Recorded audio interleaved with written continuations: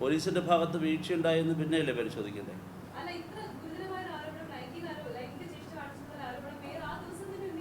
അതെ,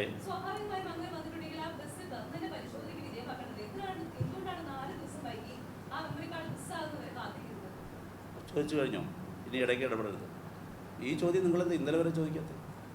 അല്ല, പറയട്ടെ.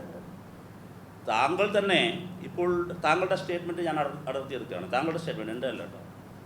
ഇത്രയും ഗുരുതരമായതെന്ന് താങ്കൾ 3 തവണ ഇത്രയും അപ്പോൾ ഗുരുതരമാണെന്ന് അറിയാമല്ലേ ആരോപണം? എന്തേ ആ ഗുരുതരം 3 തവണയെങ്കിലും നിങ്ങൾ ബ്രേക്കിംഗ് ന്യൂസിൽ കാണിക്കാത്ത ഗുരുതരമായ ആരോപണമാണെന്ന്? അല്ല അങ്ങോട്ട് അങ്ങ് വെയിറ്റ് ചെയ്യും. അങ്ങ് ചോദിച്ചല്ലോ. ഒരു മിനിറ്റ് കേൾക്കൂ. പോലീസിനല്ലല്ലോ ഇപ്പോൾ നമ്മൾ സംസാരിക്കുന്നത്. അല്ല വെയിറ്റ് ചെയ്യും. ഞാൻ ചോദിക്കുന്ന മാധ്യമപ്രവർത്തകരെ കുറിച്ചാണ്. ഇങ്ങോട്ട് മാത്രം ചോദ്യം അങ്ങനെ കാണണ്ട. ഇതൊരു നിങ്ങൾ കേൾക്ക്. ഒരു ആരോപണം ഉയരുന്നു, താങ്കളിപ്പോൾ ഉന്നയിച്ചതാണ്, താങ്കളിപ്പോൾ സമർത്ഥിക്കുകയാണ്. ഇത് അതീവ ഗുരുതരമാണ്. ആണല്ലേ? ആര്യ രാജേന്ദ്രൻ ഉന്നയിച്ചത് അതീവ ഗുരുതരമാണെന്ന് നിങ്ങൾ എന്തേ ഇതുവരെ പറയാത്തെ?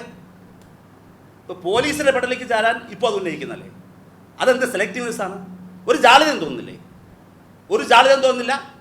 ഇത് അതീവ ഗുരുതരമാണെന്ന് 3 തവണ എന്നോടിപ്പോൾ ചോദിച്ച താങ്കളും താങ്കളുടെ ചാനലും എന്തുകൊണ്ടത് അതീവ ഗുരുതരമാണെന്ന കാര്യം പ്രേക്ഷകരോട് പറഞ്ഞില്ല?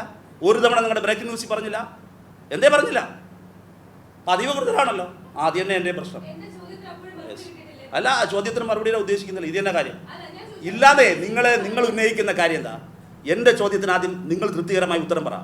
അതീവ ഗുരുതരമാണെന്ന് നിങ്ങൾ തന്നെ സമ്മതിക്കുന്ന 3 തവണ ഇപ്പോൾ നിങ്ങൾ ആവർത്തിച്ച് എന്നോട് പറഞ്ഞ അതീവ ഗുരുതരമായ കാര്യം, ആ അതീവ ഗുരുതരമാണെന്ന വിഷയം എന്തുകൊണ്ട് പറഞ്ഞില്ല എന്നുള്ളതാണ് എൻ്റെ വാർത്താ സമ്മേളനത്തിൻ്റെ കാരണം.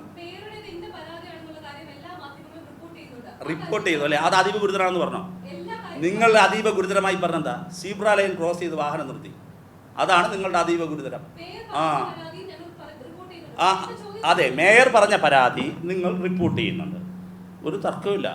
നിങ്ങൾ റിപ്പോർട്ട് ഇല്ലാന്നൊരു കേസ് എടുക്കില്ലല്ലോ. ഇല്ലാന്നൊരു കേസ് ഞാൻ ഉന്നയിച്ചില്ലല്ലോ.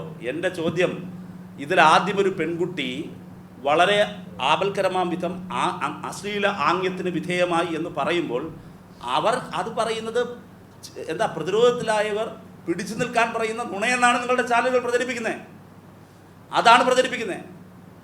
അതാണ്. അപ്പോൾ നിങ്ങൾ തന്നെ പറയുന്നു. ഒരു വനിത എന്ന നിലയിൽ പറഞ്ഞതിന് ഞാൻ സ്വാഗതം ചെയ്യുകയാണ്. എൻ്റെയും നിങ്ങളുടെയും വാദം ഒന്നാണ്, ഇത് അതീവ ഗുരുതരമായ പ്രശ്നമാണ്. പക്ഷേ ആ ബോധ്യം നിങ്ങളുടെ ചാനൽ മേധാവികൾക്കില്ല. അവിടെ പറഞ്ഞാൽ മതി.